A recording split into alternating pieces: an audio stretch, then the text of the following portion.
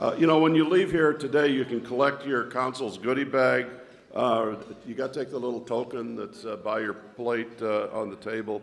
A favorite item in that bag is provided by Tommy Maloney's Meats and their super popular Irish breakfast products. Tommy Maloney's is one of the fastest growing council companies, and we thank the company's chief executive, Bill Colbert, for his always generous support. Aer Lingus is a great sponsor of the council, and it's always a pleasure to welcome our good friend Jack Foley from Aer Lingus, who's here today. A big shout out to Council Director John Fitzpatrick of Fitzpatrick Hotels.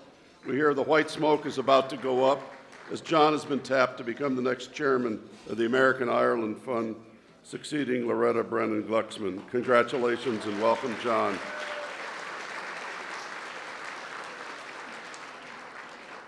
And I want to acknowledge two of New York theater's purveyors of the finest artistic substance from the distinguished Irish Repertory Theater. Say hi to Kieran O'Reilly and to Charlotte Moore.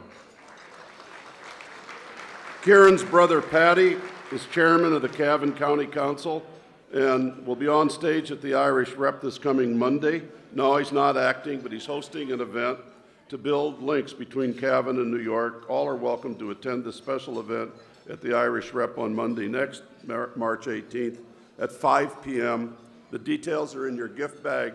By the way, you know, I love the Irish Rep Theater. I was there a week ago and saw Donnybrook, very well done. So if you get a chance, you know, support the Irish Rep Theater. Also thanks to Craig Lowy and the Dublin Gift Company, the Irish Oatmeal Cookies in your gift bag from Craig's impressive product lineup. Thanks, Craig.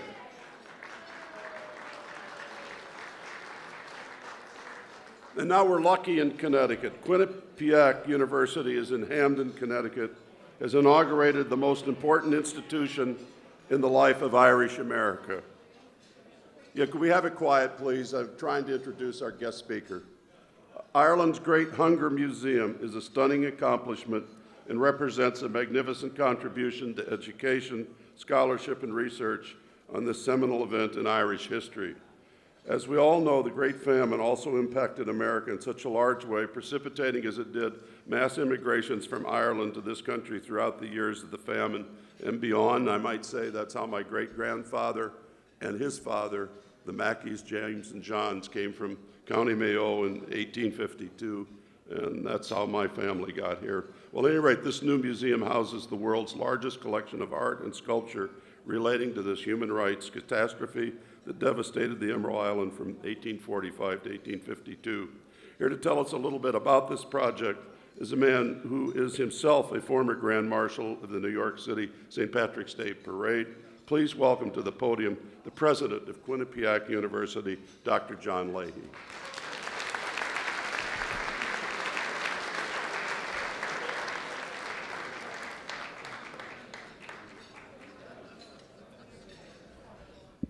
Thank you, Dennis, and my thanks to the Council for giving me this opportunity to briefly tell you about Ireland's Great Hunger Museum, Museum on Gortamore.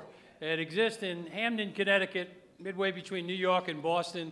We just opened the museum this past September 28th, 2012. Minister Varadkar was there from Ireland, the Consul General, Noel Kilkenny, and his lovely wife, Honora, who's with us today, were there as well. It's the largest collection of famine-related art anywhere in the world. We have over 100 pieces of artwork from some of the finest artists in Ireland, contemporary artists, including works by Bobby Balla and Hughie O'Donoghue, Brian Maguire, Lana O'Kelly. We have sculptures by John Behan, Rowan Gillespie, paintings by Michael Farrell, beautiful Kieran Toohey sculpture from Bogwood. In addition to contemporary art portraying the famine itself, we also have some 19th century art of significance. Artwork from 1828, James Arthur O'Connor, a Connemara landscape painting. Daniel MacDonald, who did a peasant children's painting actually during the famine, 1847, as well as paintings by James Brennan, Howard Helmick, Jack Yates, Erskine Nicol, and others. These are some of the greatest painters, some of the greatest artists in Ireland's history, both the 19th century and contemporary. painters and sculptors, and they're all in this beautiful museum that I hope you'll come and visit. This brief brochure will be in your gift bags as you leave here. It'll give information about the museum, the times that it's open, and how to get there. And let me just add, though, one very important point of instruction about this museum. The reason and its origin goes back to 1997. As Dennis mentioned, I was the Grand Marshal of the New York City St. Patrick's Day Parade that year, and I made the famine, or the Great Hunger as we call it more commonly today, to be the theme of that year's parade. It was the 150th anniversary in 1997 of the worst year of the famine, so-called Black 47, 1847. And I made the theme that year to recognize the people who had died and suffered in this terrible tragedy. The worst catastrophe in Ireland's history, indeed the worst catastrophe in 19th century Europe. Over 1.5 million people died during the famine years. More than 2 million plus left Ireland during that period. Ireland's population in less than 2 decades went from over 8 million to under 4 million. You can imagine New York City, which has roughly the same population of 8 million people. Can you imagine this city losing half of its population in a relatively short period of time? In addition, Ireland's population today has never gotten back to the pre-famine levels. Counting all 32 counties, the population is just over 7 million. It's never gone back to 8 million. So the famine was not just an historical event of great calamity for the Irish people. It was indeed that. But it also affected Ireland for the next 150 years.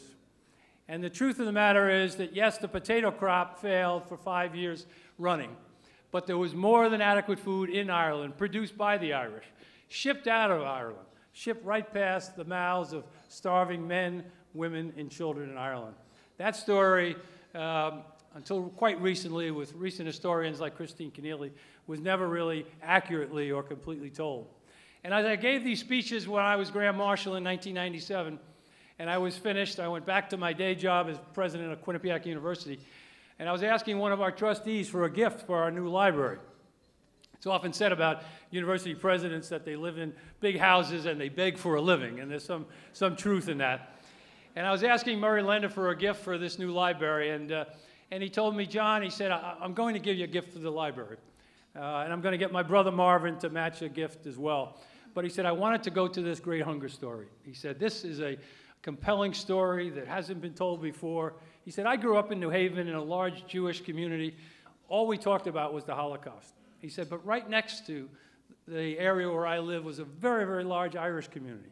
And I had many, many Irish friends. I never heard a word about the famine or the Great Hunger, as you call it today. He said, this is a compelling story that needs to be told. And while he didn't give me completely a blank check, he gave me a very, very large check, as did his brother Marvin. And beginning in 1997, I started collecting artwork from Ireland and elsewhere, and educational materials and research materials, to the point that we needed to build an entire museum, again with Murray Lender and Marvin Lender's support. So I hope you'll come and visit this museum, which obviously depicts a tragic, terrible period in Ireland's history, but it's not only a poignant and indeed beautiful museum, but it's a story that you need to learn more about. Someday I hope this great museum of this kind will be in Ireland, but I can tell you, the second best place for this museum to be is in Hamden, Connecticut, midway between Boston and New York City. Because while the famine destroyed so much of Ireland, its culture and its language and its people and its economy during that period, we were the beneficiaries of those immigrants who came to this country and other countries throughout the world, but particularly to the northeast part of this country.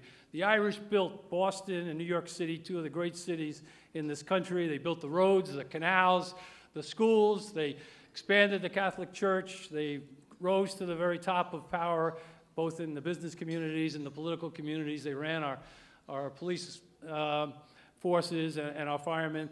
No ethnic group has done more for these two cities of New York and Boston than the Irish. So again, the Irish Museum is located just midway between Boston and New York, and I invite many of you, all of you, to come. I've talked with David. He's going to try to organize something from the council, a visit there, and I'd personally be happy to welcome you there. And finally, let me just say, as I said at the dedication on on September 28, 2012, many Irish and Irish Americans contributed to making this museum on Gortamore, Ireland's Great Hunger Museum, a reality. But we should never forget that if it were not for the son of a Polish immigrant, Jewish origin, Murray Lender, of Lender's Bagels, I might add, frozen bagels, a Quinnipiac graduate and member of our Board of Trustees, if it were not for the son of Jewish immigrants, this Great Hunger, this museum on Gortamore, would not exist. So again, thank you to the council for giving me this opportunity, and please come and visit this wonderful museum.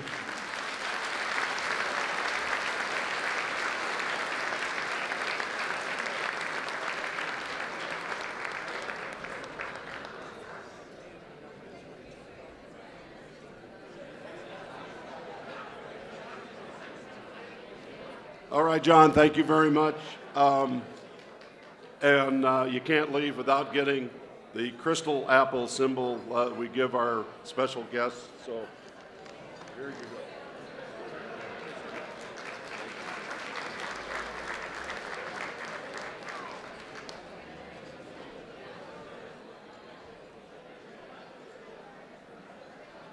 go. Okay, ladies and gentlemen, I now have a quick but very pleasant duty to perform. Joe Byrne at Tourism Ireland has been a huge supporter of this organization for many years. Joe is switching assignments at Tourism Ireland, and while he will be staying in New York, we wanted to mark this important juncture in his career and to note our appreciation for his past support by presenting him, and it's right over here, this framed print of Old New York. Joe, if you'd come up here.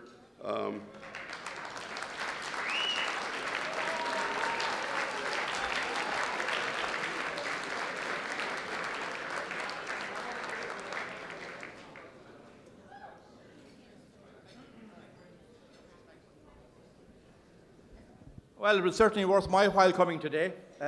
Thank you very much indeed, President Dennis. Can I just say a couple of very brief words? The first is that it has always been a real pleasure for me personally, but also on behalf of Alison and all my colleagues in Tourism Ireland, to have supported the fantastic work of the Ireland-U.S. Council. And the kind words that you said, Dennis, are absolutely mutual. You and the Council do fantastic work to spread the good news about Ireland and about Irish tourism and about every aspect of Ireland. So I thank you as much as you thank me. To everybody in the room here, can I also say thank you very much indeed. We've had a couple of fantastic years for Irish tourism. I take all the credit, but the reality is that everybody here has been a fantastic ambassador. You've all spread the word and you made me look good. So thank you for that. It has been a great pleasure and a great privilege. Thank you.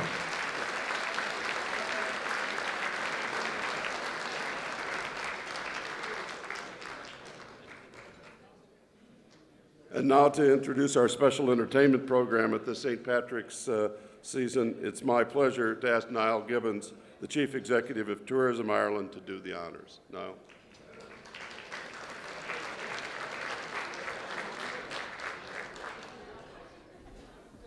Thank you, Dennis. Thank you, Council. Great to be here. First of all, can I just say on behalf of everybody back in Ireland, I arrived yesterday, and a very happy St. Patrick's Day to you all. Secondly, I just want to reflect on Joe Byrne for a moment. There comes across a time in your life sometimes when you work with someone who's very special, who does a great job and has a huge impact on people, and that's what we are about in Ireland, particularly from a tourism perspective. It is the people. Last year was the second best year ever for tourism from North America to Ireland. 1 million.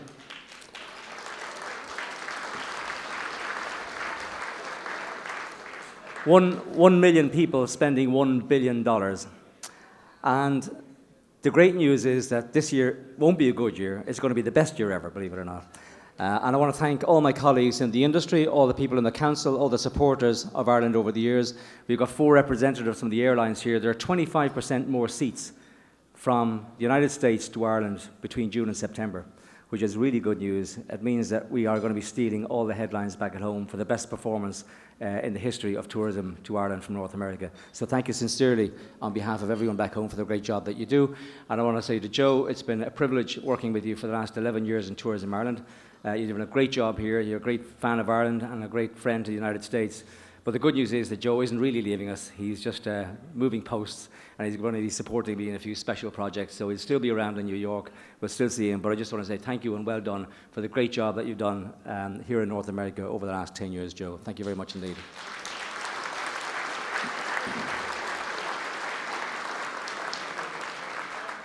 My last thanks, I heard John Lee speak, and I was one of the people who was privileged to be at the opening of An Gorta Mór up in Quinnipiac back in last September, and it's an outstanding museum, and congratulations in relation to that, and I would encourage anybody who hasn't seen it to go up and see it.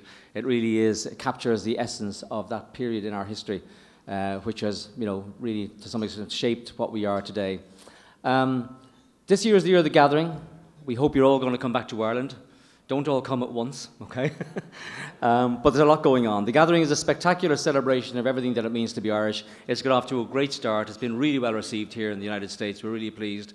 And the sights of Ireland are spectacular, but the sounds of Ireland are even more spectacular. And it gives me great pleasure to introduce our entertainment for the evening from Kerry, a spectacular performer, which will give a really warm New York welcome to Mary Deedy. Thank you.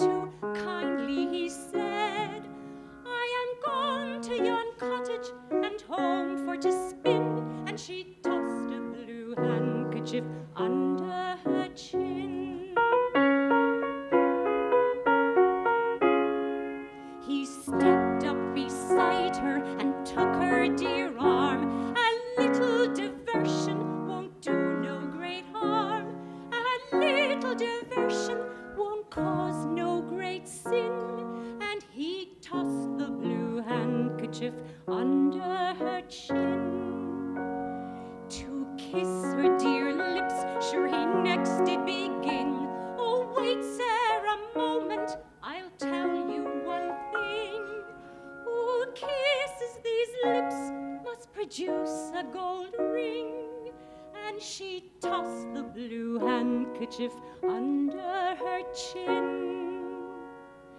His hand in his pocket, he took out a ring. Oh, here now, my Colleen, here is the gold ring. And now they are married, she wears the gold ring, but he wears the blue handkerchief under his chin.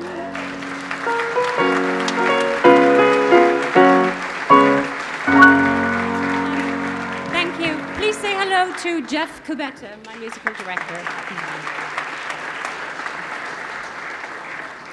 I grew up in a small village, the village of Abbeydorney in County Kerry, where my father was the local schoolmaster, beloved and content. But early on, he understood my yearning to see the world beyond my little village of the squinting windows.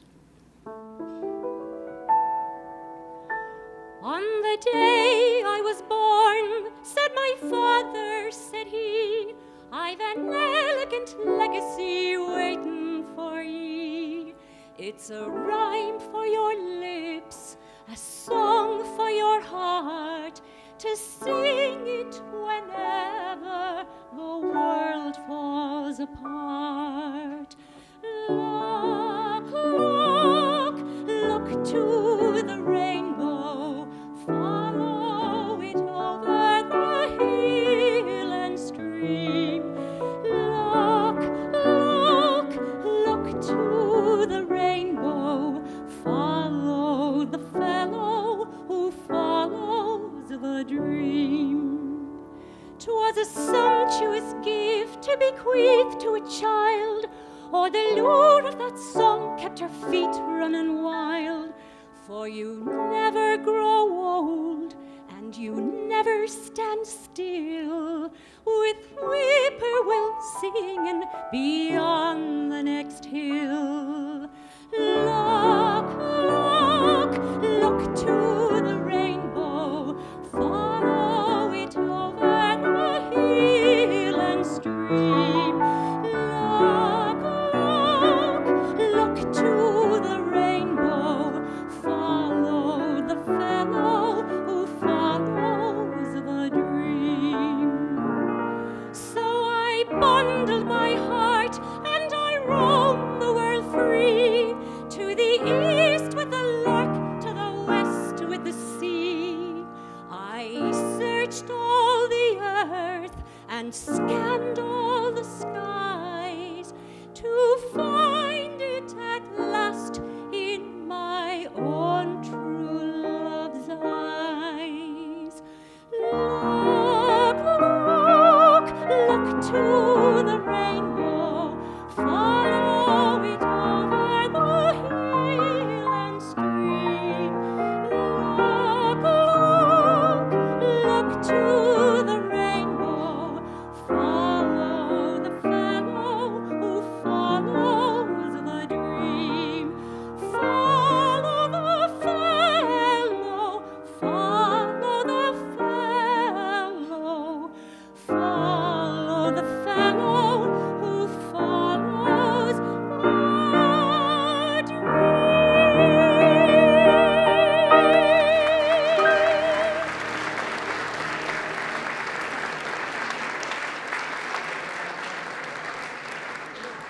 Thank you. Well, as I'm sure everybody here knows, 2013 is a very special year in Ireland. It's the year of the gathering, and it's a celebration of Ireland's great history, our triumphs, our culture, our people, and of course our diaspora. And every village, town, city in Ireland wants you to come back and visit. And I think that my next song very much embodies the sentiment and the spirit of the gathering.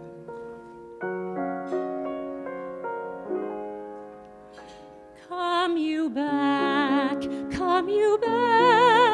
I can hear the voice calling. Come you back to the hills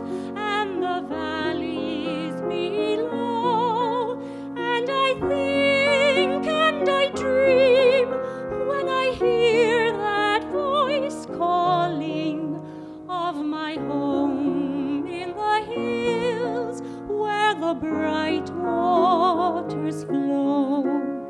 There's a magic that lingers around every stone, and the rays of the sun that only lovers know. In the dark of the night, I can hear it so plainly, far away in the hills where the bright waters flow.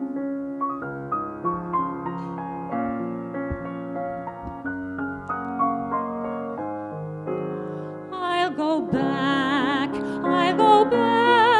where the sunset is golden and the fire of the dawn sets the heather aglow, where the curlew and snipe bid you wake from daydreaming, back at home in the hills where the bright waters flow.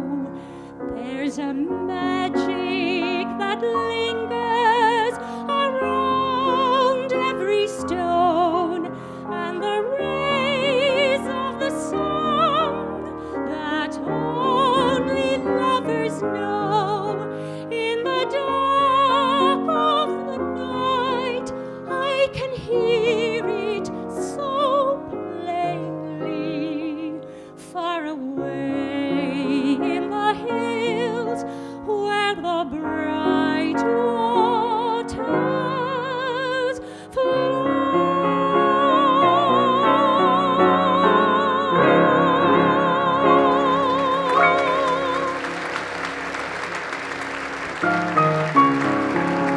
Thank you very much, and my thanks to the Ireland-U.S. Council for inviting me here today. Thank you so much.